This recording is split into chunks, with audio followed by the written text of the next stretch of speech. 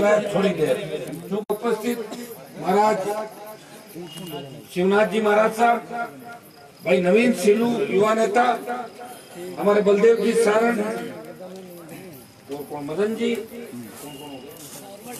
साबरमल जी ढाका, तेजवीर सेना के पूरे कार्यकर्ता जीते हुए, तेजा सेना के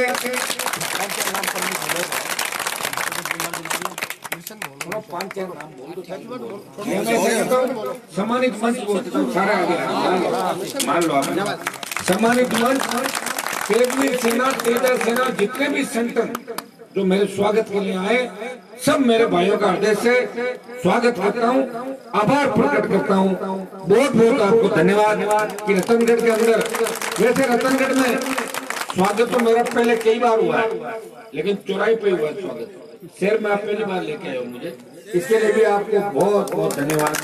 शहर के अंदर आप मुझे लेके आए और आपने मुझे वो जमीन भी दिखाई जिसमें भारतीय जनता पार्टी के नेताओं ने कब्जा कर रखा है। कौन सा ताल है वो?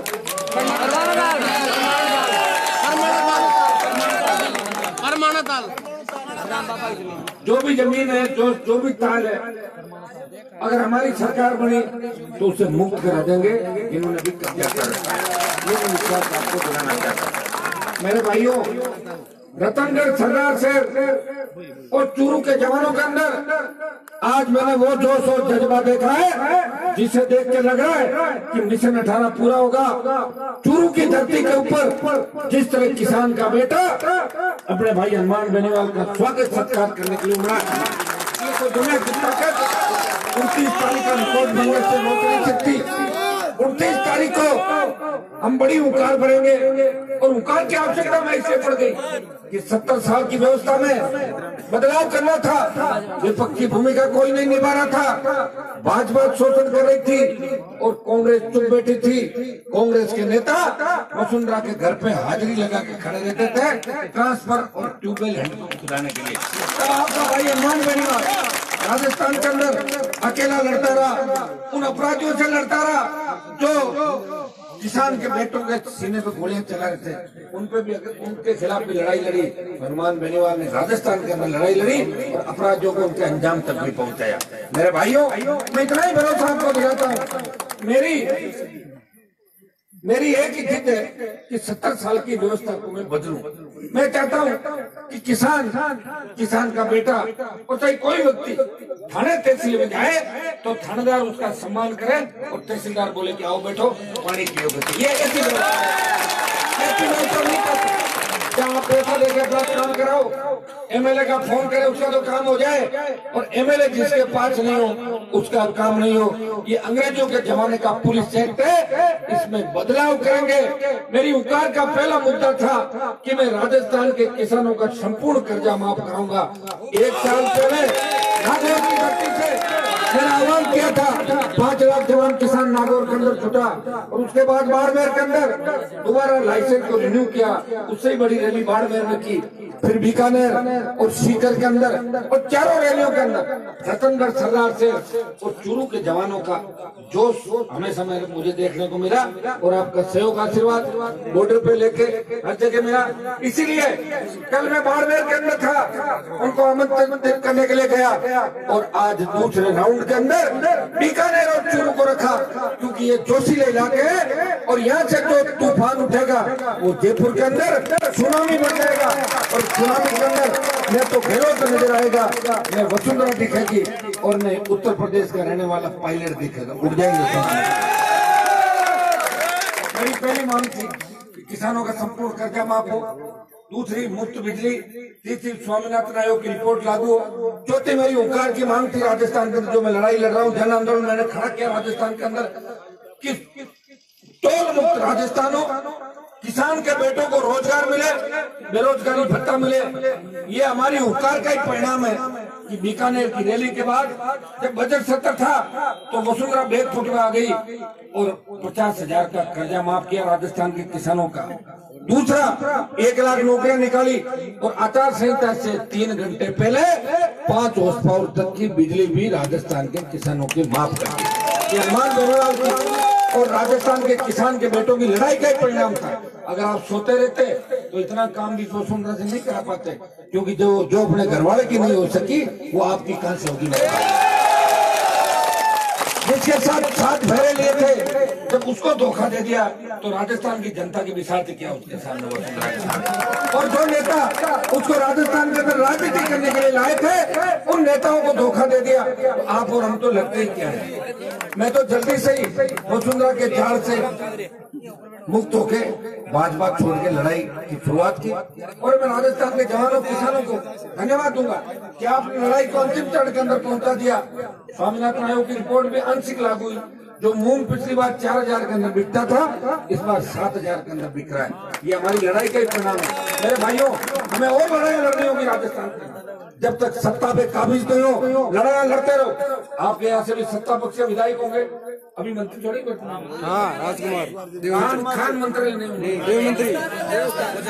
खान घोटाले के बाद खान विभाग इनसे वापस ले लिया वसुंधरा जी ने, और अपने ऐसे आदमी को और दे दिया कि अब एक बार घोटाला इनसे और दूसरी बार किसी और से। वसुंधरा की आदत है, तो नया टेस्ट लेने का आनंद आता है। नए लोगों को नए काम सौंपती है वसुंधरा।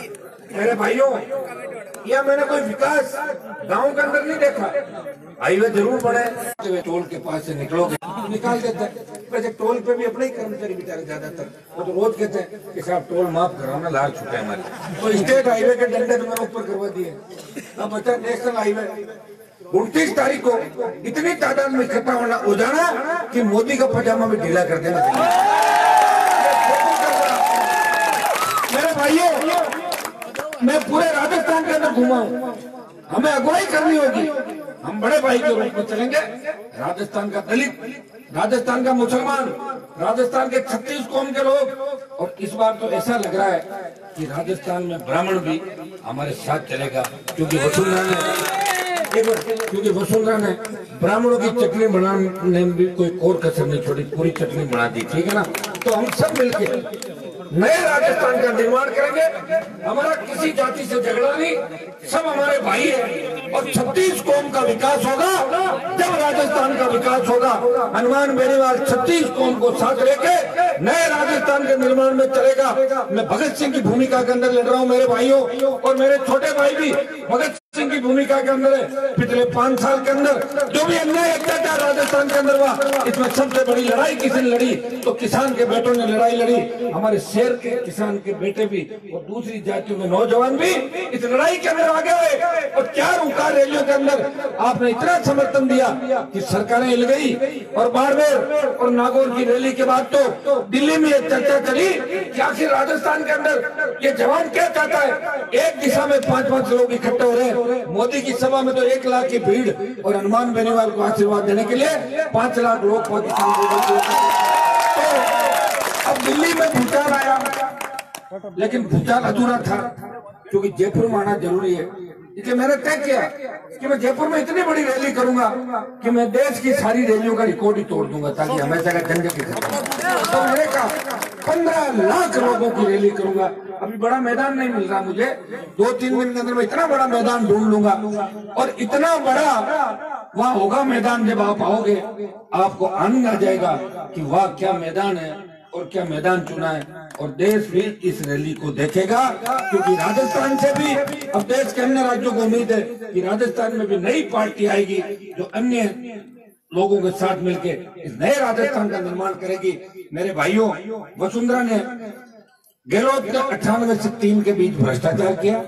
वसुंधरा ने पर्दा डाला, और 3 से 8 जब वसुंधरा का राज था तो भारी भ्रष्टाचार हुआ राजस्थान में 90 के घोटाले में। और कांग्रेस 2008 के अंदर चुनाव के अंदर गई, जब गहलोत भाषण देता था कि हमारी सरकार अगर बनी तो वसुंधरा के भ्रष्टाचार की जांच करा के इसको जेल में डाल देंगे।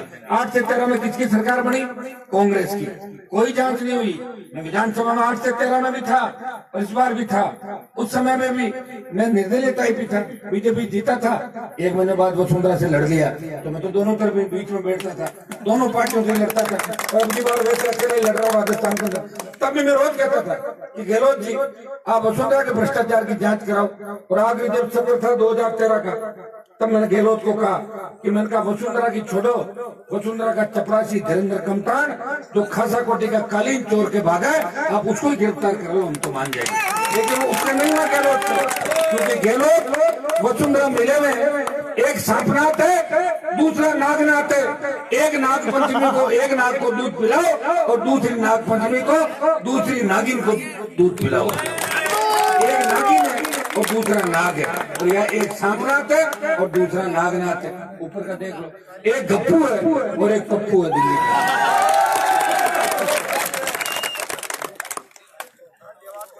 गांव में जो ज्यादा गप ठोकता है ना, तो गाँव वाला क्या गप्पी है, गप्पू के लाड को नाम गप्पू और गप्पी ठोके।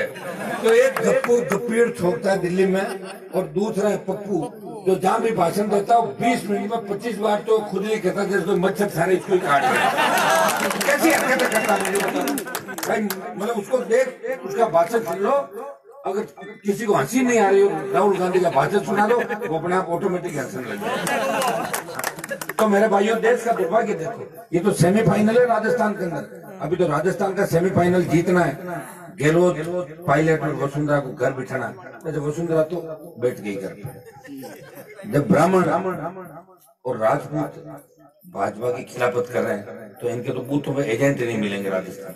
कौन आएगा बताओ? कोई है ही नहीं, ये तो खाली हो गई, जीरो। अब हमारी लड़ाई रहेगी राजस्थान के अंदर कांग्रेस और थर्ड फ्रंट की लड़ाई रहेगी राजस्थान के। थर्ड फ्रंट की इसलिए कह रहा हूँ कि अभी तक मेरी पार्टी का डिक्लेरेशन नहीं हुआ। 29 तारीख के बाद हम ये कहेंगे कि झगड़ा इन पार्टियों के बीच राजस्थान के अंदर रहेगा। और हमने राजस्थान में जो भी दल शोषित पीड़ित तबके की बात करते हैं, अन्याय के खिलाफ है, उन दलों का स्वागत है। हमारे घर के दरवाजे उनके लिए खुले हुए हैं। हमारी पार्टी उन सब दलों से गठबंधन करेगी जो कांग्रेस और भारतीय जनता पार्टी को हराएंगे, और मिलकर हम राजस्थान की 200 सीटों पर लड़ेंगे।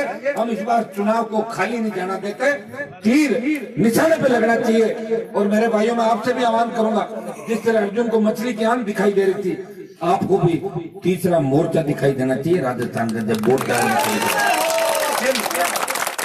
दिन आपको जल्दी मिल जाएगा 29 तारीख को। तो आप इस बार चूरू रतनगढ़ से रिकॉर्ड तोड़ोगे आने का। वैसे आप हर रैली के अंदर आए हो, लेकिन जयपुर हाईवे सीधा पड़ा, कोई ज्यादा टाइम भी नहीं लगेगा।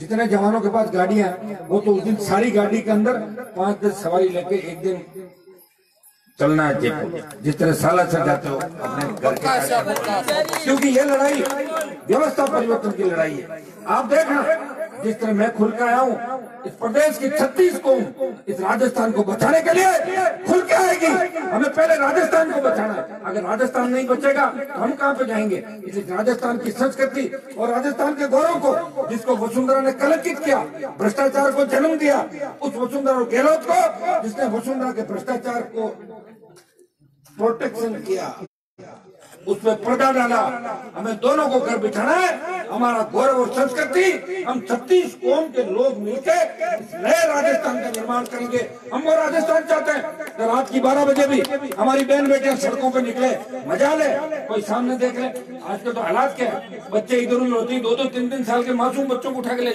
किस तरह के हालात हो गए।